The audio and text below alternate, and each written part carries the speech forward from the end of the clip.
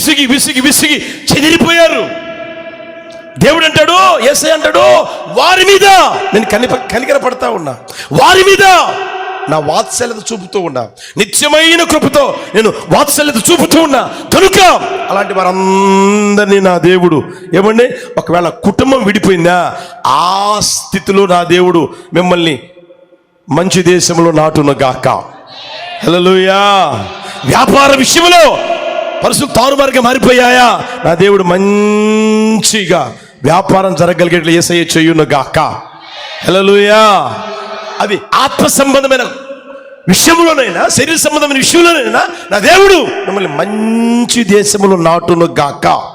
ఎందుకంటే వాత్సల్యత చూపుతాడు, నిత్యమైన కృపతో మనకి వాత్సల్యత చూపుతాడు, నిత్యమైన ఆ కార్యం ప్రభు చేయును గాక. చూడండి ప్రియమైన వాళ్ళరా, అపోస్తుల రోజుల్లో చెదిరిపోయిన ఆ పరిస్థితులలో దేవుడు ఏం చేశాడు తెలిసిన, తీసుకుని వచ్చి ఒకే రోజున ఎంతమందిని రక్షించాడంట చెప్పండి గట్టిగా, 3,000 మందిని. ఒకే రోజున 5,000 మందిని రక్షించాడు. ఆ కార్యాలు దేవుడు మన కళ్ళు చూసేటట్లుగా చేయును గాక. హల్లెలూయా. ఏమండి, గుంపులుగా నా దేవుడు జనులు తీసుకుని వచ్చును గాక. అర్థమవుతుందా? మీ కుటుంబాలలో కూడా చెదిరిపోయిన పరిస్థితులన్నీ నా దేవుడు బాగు చేయును గాక. ఇంకొక మాట చెప్తాను చూడండి, హోషేయ పుస్తకం 14:4. హోషేయ పుస్తకం 14:4. వారు విశ్వాసఘాతకులు కాకుండా నేను వారిని గుణపరుచుదును, వారి మీద నున్న నా కోపము చల్లారెను. ఇప్పుడు చూడండి, అక్కడ చూడండి, నిత్యమైన కోపంతో నీకు వాత్సల్యత చూపుతూ ఉన్నాను కనుక నేను కోపపడను, నిన్ను గద్దించును, నా కోపము చల్లారింది కనుక ఇప్పుడు నేనేం చేస్తున్నాను, మనస్ఫూర్తిగా నేను నిన్ను స్నేహిస్తా ఉన్నాను. హల్లెలూయా.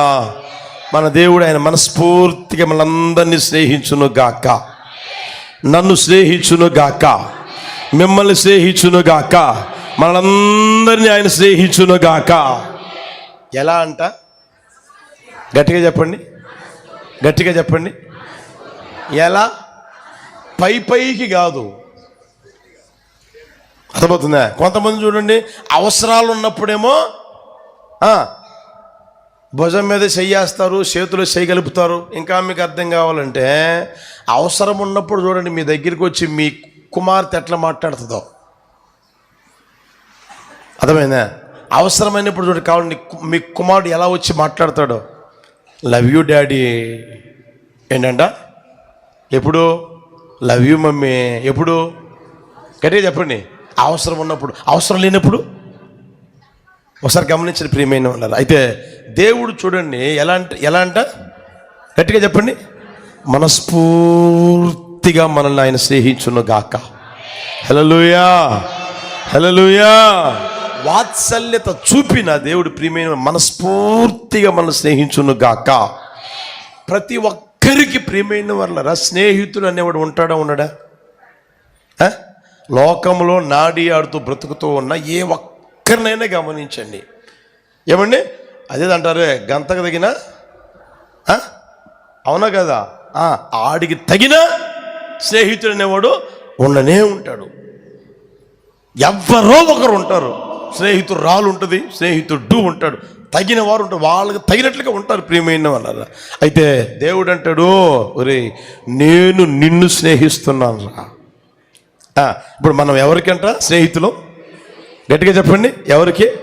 దేవాతి దేవునికి మనం స్నేహితులుగా మారడం సామాన్యమైన పనే. అబ్రహాము గూర్చి దేవుడు చెప్తాడు, అబ్రహాము నాకు స్నేహితుడు, దేవునికి స్నేహితుడని అతడు ఏమండి పేరు పొందాడు, సాక్ష్యాన్ని కూడా పొందాడు. ప్రియమైన వాళ్ళరా, ఆ స్థితిలోనికి మనం రావాలని కోరుకుని ప్రభు అంటాడు, నిత్యమైన కృపతో నీకు వాత్సల్యము చూపుతూ ఉన్నాను, మనస్ఫూర్తిగా నేను నిన్ను స్నేహిస్తా ఉన్నాను. హల్లెలూయా. అక్కడే మనం గమనిస్తే 13:5 చూడండి, 13:5 చూడండి. మహా ఎండకు కాలిన అరణ్యములో నిన్ను స్నేహించిన వాడను నేనే. ఎక్కడంట? గట్టి చెప్పండి. మహా ఎండకు కాలిన అరణ్యములో నిన్ను స్నేహించిన వాడను. మహా ఎండ అంట. ఎండ అంతగా కాస్తూ ఉంటే ఆ ఎండకి అరణ్యం ఏమైపోయింది? తగలబడింది. మహా ఎండకు కాలిన అరణ్యం, అక్కడ ఈ వ్యక్తి ఉన్నాడు. దేవుడు అంటాడు, నేను నిన్ను స్నేహిస్తా ఉన్నా. అరణ్యంలో, మహా ఎండకు కాలిన అరణ్యంలో నేను నిన్ను స్నేహిస్తా ఉన్నాను. హల్లెలూయా. ఎండ అని అన్నప్పుడు మనం గమనిస్తే శ్రమలు, నిందలు, బాధలు, అవమానాలు ఇవన్నీ ఉంటాయి. కాలిన అరణ్యం అని అంటే అలాంటి పరిస్థితుల్లో నిర్మానుష్యంగా మారిపోతుంది ఆ ప్రాంతంలో. ఏమండి, ఏమీ కనిపించదు, మొత్తం తగలబడిపోతే నిర్మానుష్య ఆ ప్రాంతంగా మారిపోతుంది. ఎటు చూసినా సరే ఏమీ కనిపించదు, ఎవరు కనిపించరు. అర్థమవుతుందా? అదే సమయంలో అందరూ ఉన్నా నీకు ఎవరు కనిపించరు. అందరూ ఉన్నారు. ఎవరు? అమ్ముంది, నాన్నున్నాడు, అక్కుంది, తమ్ముడు ఉన్నాడు, ఇంకా కావాలంటే ఏమంటే బావున్నాడు, బావమరుదులు ఉన్నారు, బాబాయ్ ఉన్నారు, పిన్ని ఉంది, అందరూ ఉన్నారు. అందరూ ఉన్నా సరే ఎవరు లేనట్లే ఆ జీవితం. మహా ఎండకు కాలిన అరణ్యం అంటే అందరూ ఉన్నా ఎవరు లేనట్లే. చెప్పుకునేదానికి మాత్రం అందరూ ఉంటారు. అయితే వీరి వ్యక్తిగత జీవితానికి ఎవరు సహకారులుగా ఉండరు, ఎవరు మేలు చేసేవారుగా ఉండరు, ఎవరు వీళ్ళని పట్టించుకునేవారుగా ఉండరు, ఎవరు వీళ్ళ అవసరాలు తీర్చేవారుగా ఉండరు. ఎవరు కూడా వారి వ్యక్తిగత జీవితంలో ఏమంటే పరామర్శించే దిక్కు కూడా ఉండనే ఉండదు. ప్రియమైన వాళ్ళ బైబిల్లో మనం అక్కడక్కడ గమనించగలం. మేలు కోసం నేను కనిపెట్టుకున్నాను కానీ నాకు మేలు కలగడం లేదు, వెలుగు కోసం నేను కనిపెట్టుకున్నాను కానీ వెలుగు కలగడం లేదు. హాగరు జీవితం గమనించండి. ఆమె గారికి భర్త లేడా ఉన్నా కూడా లేనట్లే. అర్థమవుతుందా? ఆ అరణ్యం లేకపోయింది, ఏం అర్థం కావడంలే. తీసుకుపోయిన ఆ నీళ్ళు అయిపోయినాయి, తీసుకుపోయిన ఆ తిండి అయిపోయింది, ఏం చేయాలి ఏమి దిక్కు తోచని పరిస్థితి. ప్రియమైన వాళ్ళ అందరూ ఉన్నారు, ఎవ్వరు లేరు అనేదానికి లేదు. అందరూ ఉన్నా ఆ సమయానికి ఎవరు ఉపయోగపడినా ఆ పరిస్థితులు అక్కడ మనకు కనిపించలేదు. ప్రియమైన వాళ్ళ అలాంటి పరిస్థితుల్లో దేవుడు ఆమెను దర్శించాడు. హల్లెలూయా. దేవుడు అంటాడు, మహా ఎండకు కాలిన అరణ్యంలో నిన్ను స్నేహించిన వాడను నేనే. హల్లెలూయా. అలాంటి పరిస్థితుల్లో కూడా నా దేవుడు నిన్ను ఆదరించునుగాక, ఓదార్చునుగాక, నేను ఉన్నాను అని అభయహస్తం ఇచ్చునుగాక, నేను ఉన్నాను వెన్ను తట్టి నిన్ను బలపరచునుగాక, నిన్ను ధైర్యపరచునుగాక. ఆయన ఉన్నవాడు అనువాడు. ప్రియమైన వాళ్ళరా, నీ వ్యక్తిగత జీవితంలో ముందుకు నేను అడుగు వేయలేకపోతున్నానే, ప్రతి విషయంలో వెనక్కి అడుగు వేయాల్సి వస్తుందే అన్న ఆ పరిస్థితి నీకు కలిగి ఉన్నాయా? అయినా సరే భయపడకు ప్రియమైన వాళ్ళ. నిశ్చయముగా నా దేవుడు నిన్ను స్నేహిస్తూ ఉన్నాడు. ఏమండి, నిన్ను దాసుడు అని పిలవలేదు కానీ నా స్నేహితుడు అని పిలిచాడు కనుక ఆయన నీ భుజం మీద చేయి వేసి వెన్ను తట్టిని బలపరుస్తూ ముందుకు నడిపించును గాక. హల్లెలూయా. నా దేవుడు నిన్ను ఎప్పుడూ విడిచిపెట్టేవాడు కానే కదా. ఆయన నిన్ను విడవడు, నిన్ను ఎడబాయుడు. నిన్ను విడవుడు, నిన్ను పొరపాటు కూడా నిన్ను విడవుడు, నిన్ను ఎడబాయుడు. ప్రియమైన వాళ్ళ ఎవరు పట్టించుకోకపోయినా, ఎవరిని ఆదరించకపోయినా, ఎవరు ఓదార్చకపోయినా, ప్రియమైన వాళ్ళ ఎవరు నిన్ను పరామర్శించకపోయినా నా దేవుడు సమస్తములో సమస్తమై ఉండును గాక. హల్లెలూయా. ఎవరు చెప్పండి? సమస్తములో సమస్తమై ఉండే దేవుడు మనం ఆరాధిస్తున్న దేవుడు కనుక ఈ సంవత్సరం నిశ్చయంగా ప్రియమైన వల్ల ఆయన నిత్యమైన కృపతో నీకు వాత్సల్యత చూపును గాక. 102వ కీర్తన 4వ చరణం గమనించండి. 102వ కీర్తన 4వ చరణం. ఎండ దెబ్బకు వాడిన గడ్డి వలె. ఎండ దెబ్బకి ఏమైపోయిందంట? గడ్డి వాడిపోయింది. దాన్ని దేనికి పోల్చాడో చూడండి. నా హృదయము వాడిపోయి ఉన్నది. ఎండ దెబ్బకు వాడిన గడ్డి వలె నా హృదయం వాడిపోయింది. నా హృదయం ఎండిపోయింది. నా హృదయం ఏమండి పగుళ్ళు ఇచ్చింది. నా హృదయం ఏమండి బద్దలైపోయింది. ఎండ దెబ్బకు భూమి ఎలా అయితే పొగుళ్ళు ఇస్తుందో ప్రియమైన వారలా, అలాంటి పరిస్థితులకు వేళ నీ జీవితం వచ్చిందని నా ప్రభు అంటాడు, మహా ఎండకు కాలి అరణ్యములో నిన్ను సేహించిన వాడను నేనే.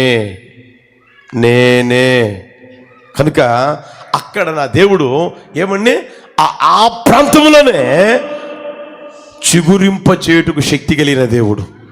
హల్లెలూయా, హల్లెలూయా. అరే ఎండ దెబ్బ తగిలింది కదా, వాడిపోయింది కదా, ఇక కష్టం, మరలా చిగురు అనేది రాదు అన్న ఆ పరిస్థితుల బైబిల్లో మీరు యోబు పుస్తకంలోనికి రండి. యోబు పుస్తకం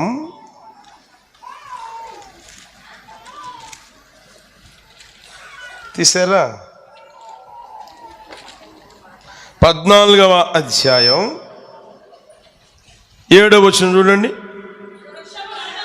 వృక్షము నరకబడిన ఎడల అది తిరిగి చిగుర్చుననియు దానికి లేత కొమ్మలు వేయుననియు నమ్మకము కలదు. దాని వేరు భూమిలో పాతదై పోయినను దాని అడుగు మొద్దు మంటిలో చీకిపోయినను నీటి వాసన మాత్రము చేత అది చిగుర్చును. లేత మొక్క వలె అది కొమ్మలు. ఆ మాటలు గమనించండి, అక్కడ కాస్త గుర్తెరగండి ప్రియమైన వాళ్ళరా.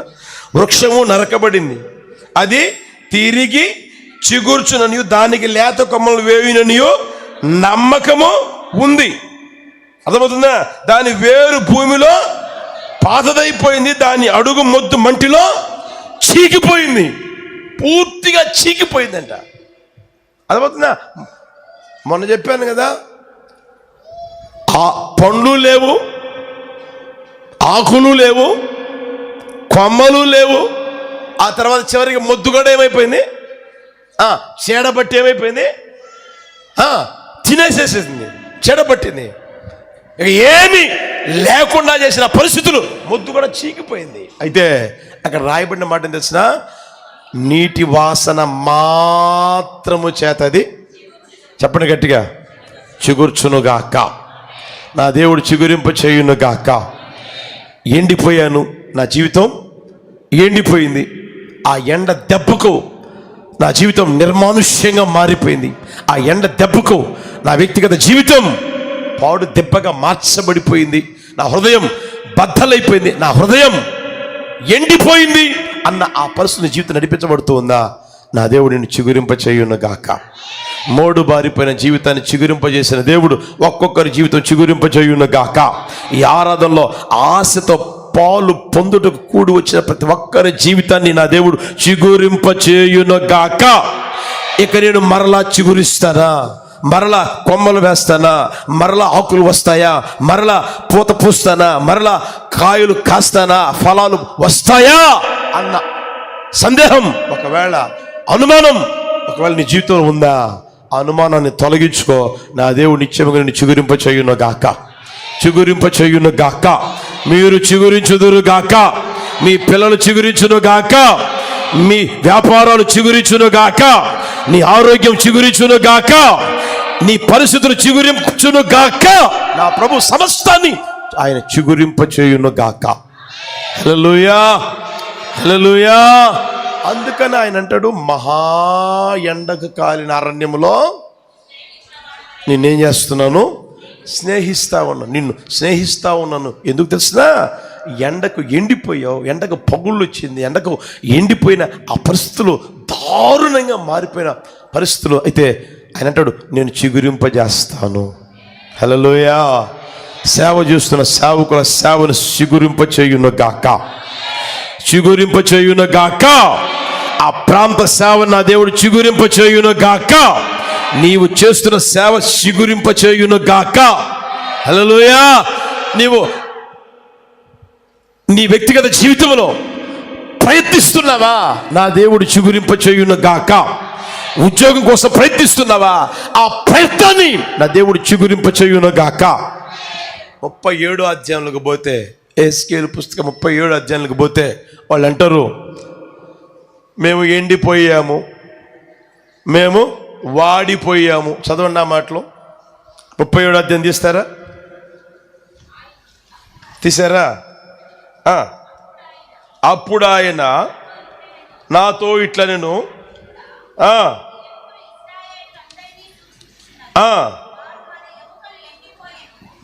అందరూ చదవండి, అందరూ చదవండి, అందరూ చదవండి.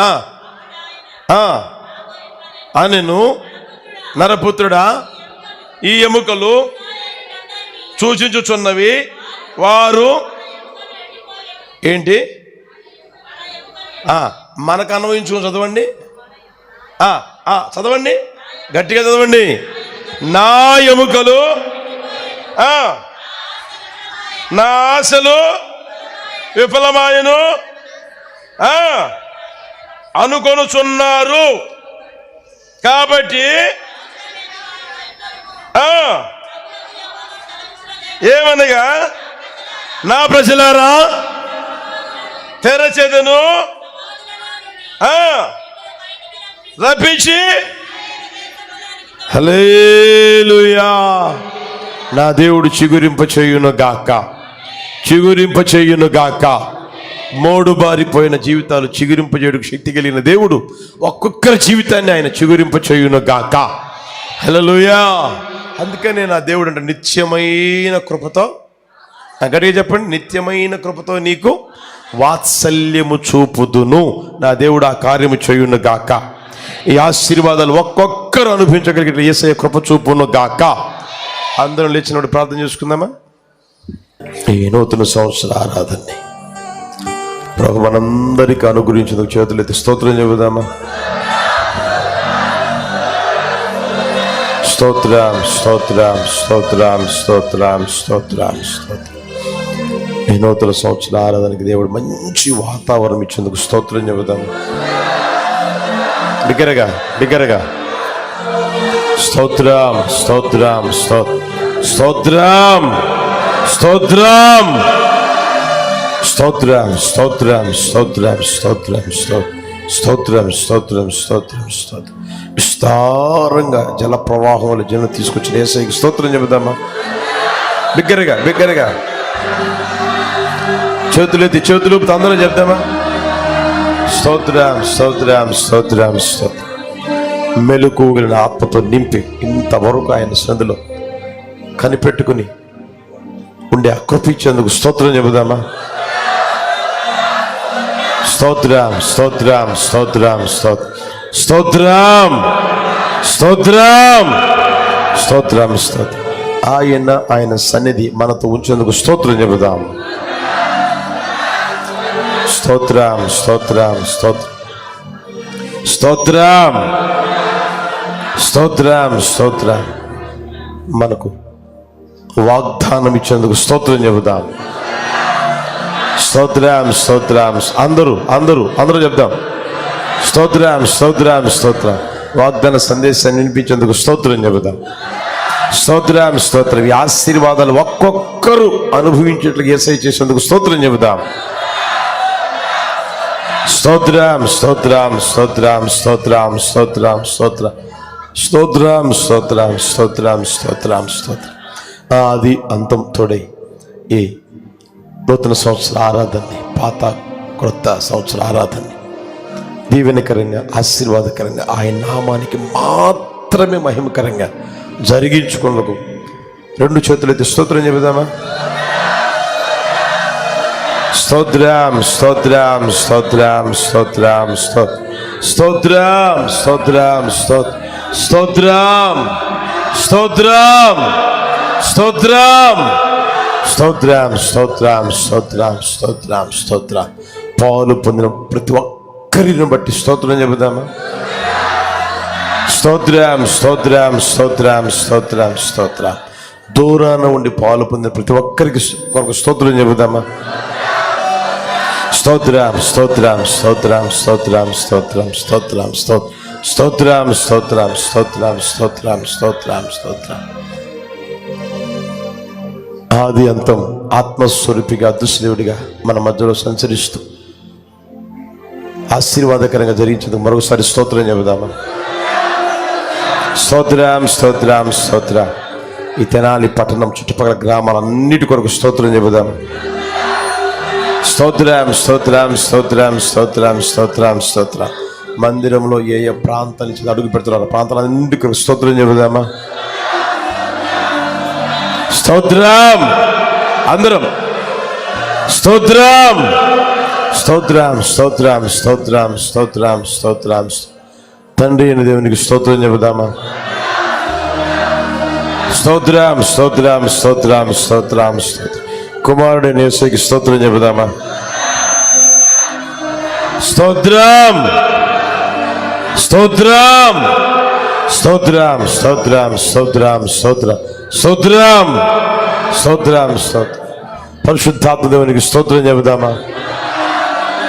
స్తోత్రం స్తోత్రం స్తోత్రం స్తోత్రం స్తోత్రం స్తోత్రం. మనందరినీ పరిశుద్ధపరిచి పవిత్రపరిచి ఆయన మహిమ కలిగిన రాకడ సిద్ధపరుస్తున్న త్రియేక దేవునికి స్తోత్రం చెబుదామా? స్తోత్రం స్తోత్రం స్తోత్రం స్తోత్రం అందరం. స్తోత్రం స్తోత్రం స్తోత్రం స్తోత్రం స్తోత్రం. ప్రేమ స్వరూపుడైన యేసయ్య, నీ పరిశుద్ధమైన పాదాలకు స్తోత్రాలు వందనాలు చెల్లిస్తున్నాను. మంచి దేవుడు, గొప్ప దేవుడు, చాలిన దేవుడు, మీకన్నా మాకెవ్వరూ లేరు ప్రభా. మీరే మాకు దిక్కై ఉండి గత సంవత్సరం అంతా కాచి కాపాడి రెక్కల భద్రపరిచి ఏ యోగ్యత లేకపోయినను ఈ 2025 సంవత్సరం నాకు మా అందరికీ మీరు దయాకిరీటంగా ధరింపజేసేందుకు స్తోత్రాలు చెల్లిస్తూ ఉన్నాను. దయాకిరీటంగా ధరింపజేసేందుకు ప్రభా మా శిరస్సు ఉంచి నీ నామాన్ని స్తుతిస్తూ ఉన్నాం. ఏ పాటి వారం ప్రభా, ఎప్పుడో మా నీడ గతించిపోవాల్సింది. మీరు మాకు నీడగా ఉండి మీరు మాకు ముందుగా నడుచుచు మార్గాలు సరళము చేస్తూ సమభూమి మీద నడిపించిన ఆయన ఈ 2025 సంవత్సరం మాకు అనుగ్రహించేందుకు మీకు స్తోత్రం. ఎందుకైతే ఈ 2025 సంవత్సరం అనుగ్రహించారు నా తండ్రి, యేసు నామములో ఆ చిత్తమంతయు మీ నెరవేర్చుకుందురు గాక, మీ ఉద్దేశమంతయు నెరవేర్చుకుందురు గాక.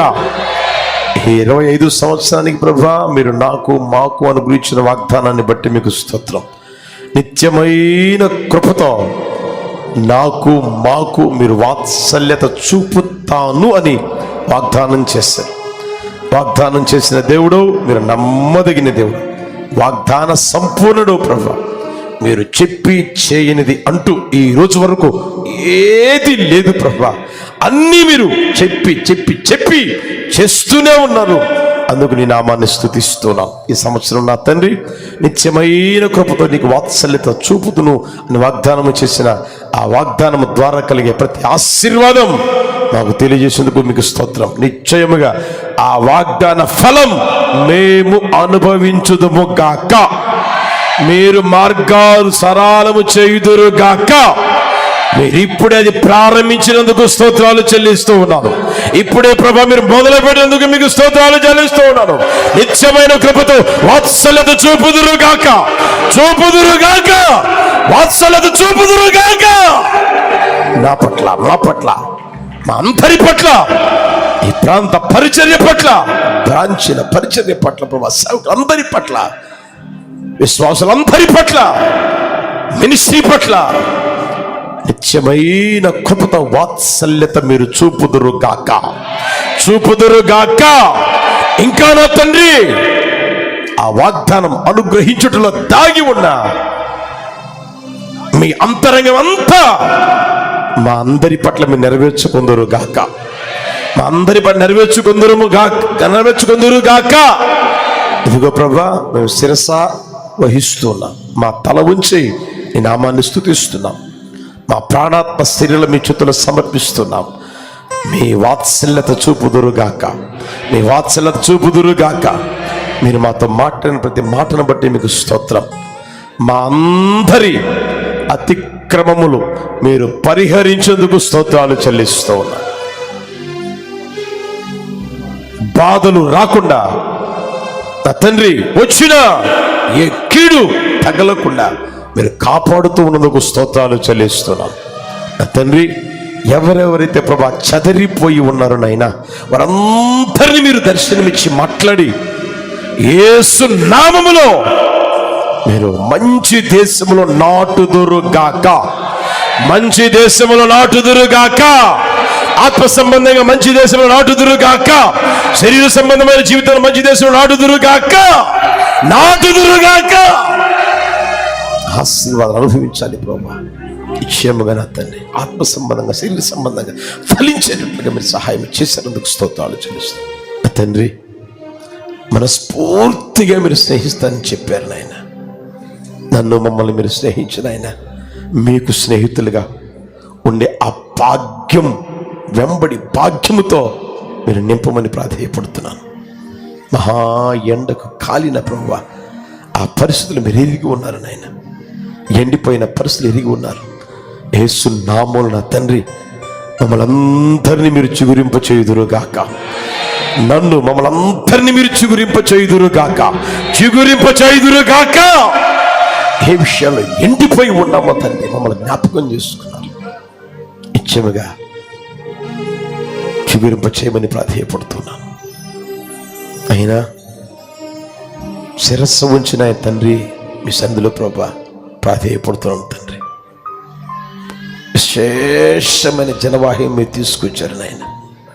అడిగిన దానికంటే ఊహించిన గొప్ప కార్యాలు చేసిన దేవుడు నా తండ్రి, నీకు స్తోత్రం. ఆరాధన అంతటినీ ఆది అంతంతో ఆశలు జరిగించారు. పాలు పొందిన సేవకులందరినీ, పాలు పొందిన విశ్వాసులందరినీ ప్రభా, దూరాన పాలు పొందిన ప్రతి ఒక్కరిని మీరు జ్ఞాపకాలలో ఉంచుకోమని ఆశీర్వదించమని ప్రాధేయపడుతున్నాను. నిత్యమైన కృపతో వాత్సల్యత చూపమని ప్రాధేయపడుతున్నాను.